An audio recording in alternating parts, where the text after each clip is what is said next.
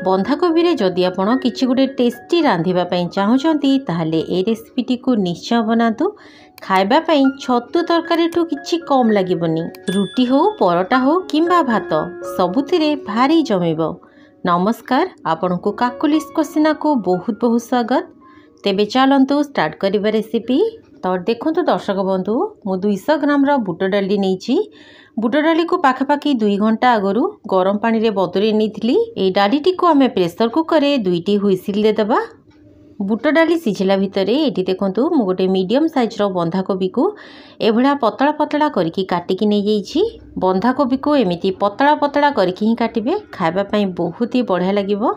तो देखंतु बंधाकोबी को आमे साइड रे रखि दबा और चलंतु गैस ऊपर गोटे कड़ाईटी बसेबा। एठी देखंतु कड़ाई रे मु अल्प किछि सोरिष तेल गरम करि नेछि। तेल भल भाव में गरम हो गला परे आमे काटिकि रखिथिबा बंधाकोबीटी को एथिरे पक्के नबा। आपण ए रेसिपीटी को सोरिष तेल रे बनांतु, खाइबा पई बहुत ही बढ़िया लागिबो।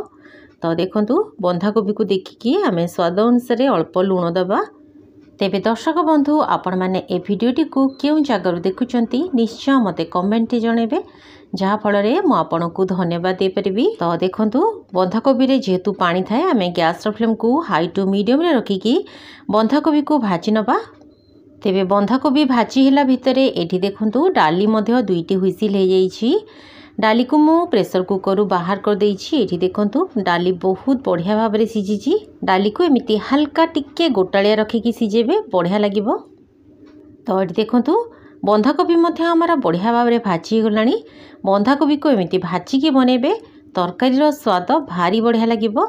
एठी देखंतु बंधाकोबी भाजी गला। एबे आमे ए बंधाकोबी को गोटे प्लेट ऊपर को बाहर करनबा। सबुतक बंधाकोबी को बाहर कर नेला परे आमे सेई सेम कढ़े रे आउ अल्प टिके तेल दे दबा। एठी मु पुणी सोरिष तेल नेछि। तेल भल भाव में गरम हो गला परे एथिरे आमे किछि गोटा जीरा पकेबा, ता सहित किछि तेजपत्र पके नबा। आउ ता सहित 2टी बड़ साइज रो कटा पियाज पकेबा। पियाज को मु एठी लंबा लंबा स्लाइस रे काटिकि नेछि। गैस रो फ्लेम को हाई रे रखिबा। आउ पियाज को आमे बढ़िया गोल्डन कलर हैला पर्यंत भाजी दबा। एठी आपण देखि परथिबे दर्शक बंधु, पियाज बढ़िया गोल्डन कलर हेकी भाजी हो गला। एबे आमे एथिरे 2 रु 3 चम्मच अदा रसुण रो पेस्ट ऐड करिबा। मसला गुडी को पकेला समय रे गैस रो फ्लेम को लो रे रखिबे, नले पियाज बेसी जळी जाई पारे। तो देखंतु अदा रसुण पेस्ट दे देला परे एथिरे आमे राग अनुଯାयी अल्प किछि लंका गुंड ऐड करिबा। एठी मु गोटे छोटो चम्मच लंका गुंड पकेछि, ता सहित अध चम्मच हळदी गुंड, गोटे चम्मच धनिया पाउडर और गोटे छोटो चम्मच जीरा पाउडर ऐड करिबा। ता सहित स्वाद अनुसार एथिरे लूण दे दबा। लूण देखिकी देबे, कारण आमे बंधाकोबी रे मध्य लूण ऐड करथिले। जेहेतु ए सब सुखिला मसला गुडी को पोड़ी जिवो, तेणु एथिरे दरकार मुताबक अल्प पानी दे दबा। आ गैस रो फ्लेम को आमे मीडियम रे रखिबा। मीडियम फ्लेम रे मसला टी को भल भाव रे आमे कसी दबा। तेबे दर्शक बंधु, जदि आपण मो चैनल रे नुआ अछंती आ एपर्यंत चैनल टी को सब्सक्राइब करनाहंती, ताले प्लीज चैनल टी को सब्सक्राइब करिकी पाखरे थिबा बेल बटन टी को प्रेस करिवे, जहा फल रे मो अपलोड करथुबा सब वीडियो रो नोटिफिकेशन आपण सर्व प्रथमे पाइबे। एठी देखंतु मसला को मो पाखापाखि 10 मिनिट पर्यंत भल भाव रे कसी देइछि। मसला रो तेल छाड़ी आसिला परे एथिरा में 2टी मीडियम साइज रो कटा टमाटो पकेबा। एबे याकू घोड़े की पाखापाखि 5 मिनिट जाए छाड़ दबा, जहा फल रे टमाटोटा बढ़िया भाव में सॉफ्ट हो जिवो। एठी देखंतु पाखापाखि 5 मिनिट परे मु कभर खोलिली। टमाटो बढ़िया भाव में नरम हो गलानी। टमाटो भल भाव में नरम हो गला परे एथिरे आमे सिझेकी रखिथिबा बुट डालीटी को ऐड करिबा। जेहेतु मु बहुत अल्प पानी देकी डाली को सिझेइथिली, डाली रे बेसी पानी नाही, आमे पानी सहित डाली को एथिरे ऐड करिबा। एबे गैस रो फ्लेम को पूरा हाई रे रखिबा। आ हाई फ्लेम रे डाली को किछि समय मसला सहित भल भाव में कसी नबा। डाली को एमिति किछि समय मसला सहित भल भाव में कसी देबे, टेस्ट बहुत बढ़िया आसीबो।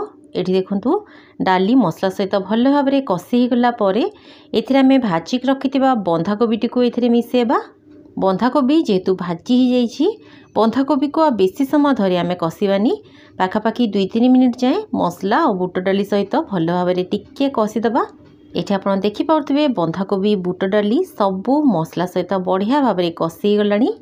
एमिति मसला सहित बढ़िया भाव में कसी ही सुखी गला परे एथिरे आमे दरकार मुताबक गरम पानी दबा। डाली बंधाकोबी को आपण मसला सहित जिते बढ़िया भाव में कसिबे तरकारी स्वाद सेते बढ़िया आसीबो। एठी देखंतु सबू बढ़िया भाव में कषि गला परे आमे पानी देदेबा। बेसी पानी देबेनी कारण आमे तरकारी को बेसी पानिया रखिबानी, टिके नसनसिया रखिबा जाफल खाइबा पई बहुत ही बढ़िया लागिबो। तो देखंतु इतरे फ्लेवर पई मु किछि कसूरी मेथी ऐड करिछि, ता सहित किछि गरम मसला पकेइछि। तरकारी रे गरम मसला निश्चित भाव में दियंतु, टेस्ट बहुत बढ़िया आसीबो।